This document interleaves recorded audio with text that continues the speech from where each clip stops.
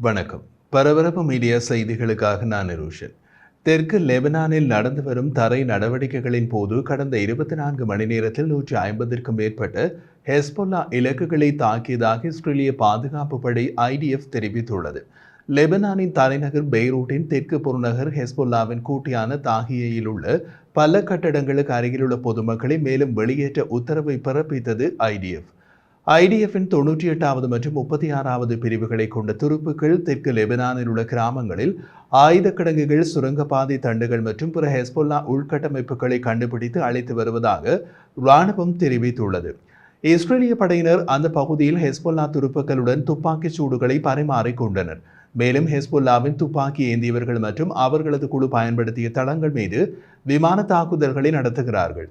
இஸ்ரேலிய விமானப்படை தாக்கிய இலக்குகளில் டேங்க் எதிர்ப்பு ஏவுகணை ஏவுதல் நிலைகள், செயற்பாட்டாளர்களின் செல்கள், சுரங்கங்கள் மற்றும் ஆயுத கிடங்குகள் ஆகியவை அடங்கும் என்று IDF மேலும் கூறியது. இஸ்ரேலிய இராணுவத்தின் கூற்றுப்படி தெற்கு லெபனானில் செயற்படும் போது துருப்புக்கள் தொடர்ந்து ஹெஸ்பொல்லா செயற்பாட்டாளர்களால் கைவிட்டு செல்லப்பட்ட பெரிய அளவிலான ஆயுதங்களை கண்டுபிடித்து வருகின்றனர்.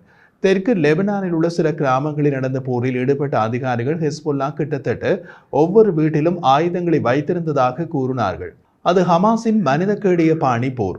அச்சுறுத்தலை அளிக்க வேண்டுமானால் பொதுமக்களுக்கு பாதிப்பு ஏற்படுவதை தவிர்க்க முடியாது என்றும் அதிகாரிகள் தெரிவித்தனர்.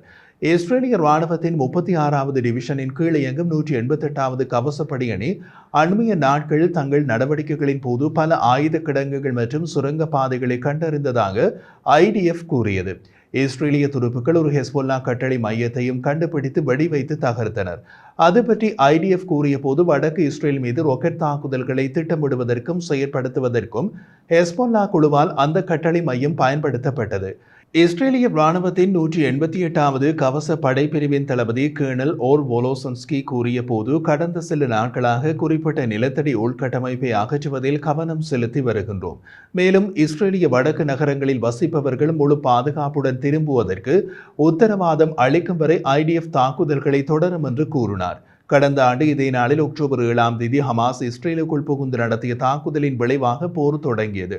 அதற்கு மறுநாள் அக்டோபர் 8ஆம் தேதி ஹெஸ்பொல்லா இஸ்ரேலை தாக்க தொடங்கியது. அதற்கு உத்தரவிட்ட அந்த இரு இயக்கங்களின் தலைவர்களும் போர் தொடங்கி முதலாவது ஆண்டு முடியும் போது உயிருடன் இல்லை. அவர்களது உத்தரவுகளை செயற்படுத்திய இரு இயக்கங்களின் பெரும்பாலான தலைவர்களும் உயிருடன் இல்லை. காசாவில் உயிரிழப்பு 42,000, லெபனானில் உயிரிழப்பு ஆயிரங்களில். இரு இடங்களிலும் மில்லியன் கணக்கில் மக்கள் இடம்பெயர்ந்து வீதிகளில் தொங்குகிறார்கள். வெளிநாட்டு மனிதாபிமான உதவிகளில் உயிர் வாழ்கிறார்கள். இராணுவ நடவடிக்கைகளின் போது லெபனான் எல்லையில் மனாரா, இஃப்தா மற்றும் மல்கியா ஆகிய நகரங்களில் IDF ஒரு புதிய மூடிய இராணுவ மண்டலத்தை இன்று அறிவித்தது. தெற்கு லெபனானுக்குள் தரைப்படை நடவடிக்கைகளின் போது புதிய மதிப்பீட்டை தொடர்ந்து இந்த நடவடிக்கை எடுக்கப்பட்டதாக இராணுவம் கூறியது. கடந்த வாரம் லெபனானில் IDF தனது தரைப்படை நடவடிக்கைகளை தொடங்கியதிலிருந்து வடக்கு எல்லையில் விதிக்கப்பட்ட 3வது மூடிய இராணுவ மண்டலம் இது. லெபனான் கிராமங்களிலிருந்து எல்லைக்கு அப்பால் உள்ள இஸ்ரேலிய பகுதிகள் உட்பட இஸ்ரேலிய இராணுவம் செயற்படும் பகுதிகளில் பொதுமக்கள் வருவதை இந்த உத்தரவு தடை செய்கிறது.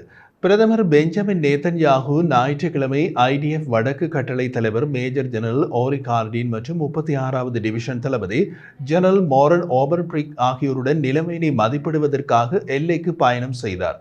நேதன்யாகு அங்கு பேசிய போது, ஒரு வருடத்திற்கு முன்பு நாங்கள் ஒரு பயங்கரமான காட்டுமிராண்டி தீவிரவாத நடவடிக்கையை சந்தித்தோம். அதை செய்த தீவிரவாதிகள் பலர் இன்று உயிருடன் இல்லை. மீதி இருப்பவர்களையும் நாம் விடப்போவதில்லை.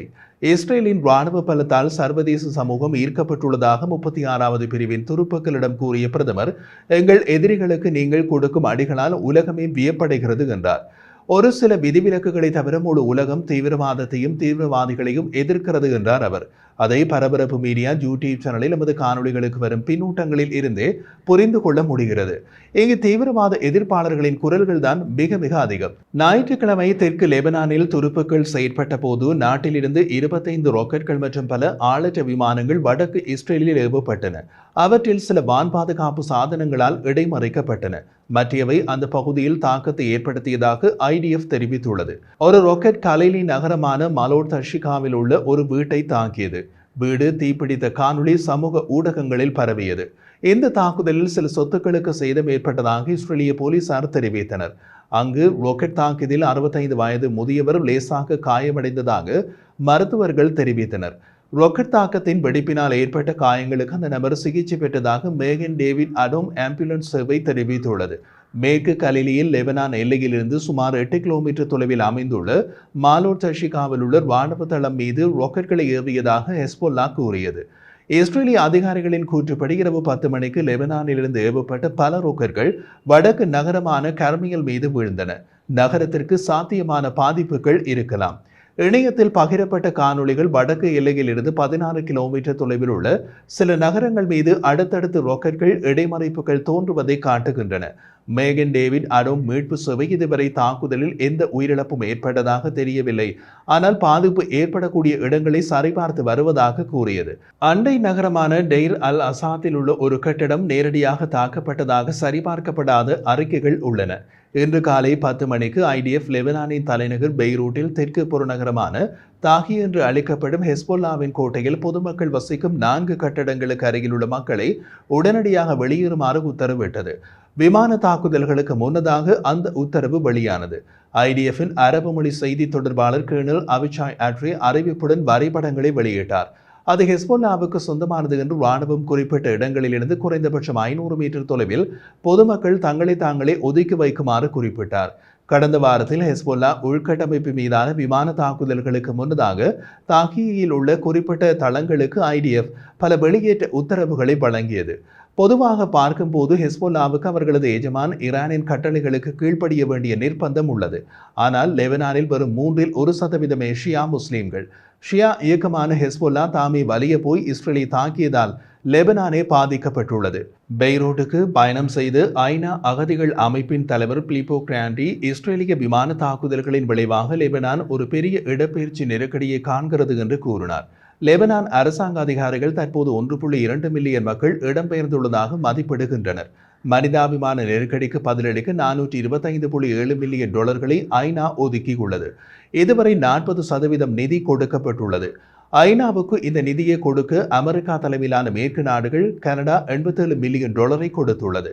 தீவிரவாத ஆதரவு நபர்கள் தமது நாடு பாதிக்கப்பட்ட மக்களுக்கு எவ்வளவு நிதியுதவி செய்தார்கள் என்று உள்நாட்டு ஊடகங்களில் பார்த்து தெரிந்து கொள்ளுங்கள். லெபனானுக்கும் சிரியாவுக்கும் இடையிலான ஒரு பெரிய எல்லைக்கடவை அணுகலை துண்டிக்கும் தாக்குதல் பொதுமக்களுக்கு பாதுகாப்பான இடத்திற்கு தப்பிச் செல்ல முயலும் ஒரு தடையாக உள்ளது என்று கிராண்டி கூறினார். அதிகரித்து வரும் வன்முறை லெபனானில் உள்ள லெபனான் பொதுமக்கள் மற்றும் சிரிய அகதிகள் இருவரையும் மொத்தமாக எல்லையை கடக்க முடியாமல் மாற்றியுள்ளது. பொதுமக்கள் எல்லைக்கடவை வழியாக ஹெஸ்போல்லா ஆயுதம் கடத்தலை முயன்றதால் தாக்குதல் நடத்தியதாக இஸ்ரேல் கூறியது. பொதுவாகவே தீவிரவாத இயக்கங்கள் பொதுமக்களை கேடயமாக வைப்பதை நாம் பல நாடுகளில் பார்த்திருக்கிறோம். லெபனான் ஹெஸ்போல்லாவும் அதற்கு விதிவிலக்கில்லை.